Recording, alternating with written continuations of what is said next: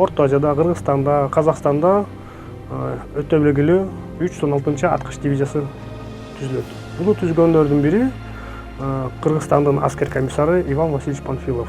Бул дивизияда 14 улуттан турган дивизия болчу. Анан бул дивизия болбогондо ким билет эле кандай болмок эле биздин тарыхыбыз.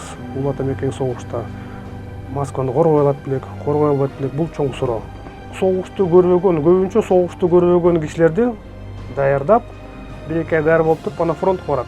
Фронтко барганда биринчи бул дивизия Ленинградты коргоого жөнөтүлөт.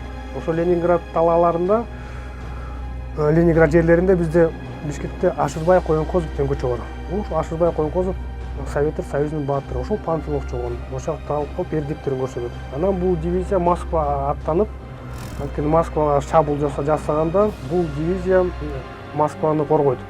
Анан 16 ноябрда 1941 жылы Дубосеково деген жерде 28 баатырыбыз фашисттик танкыларга туруштук берип, фашисттик чабуулду жок кылат.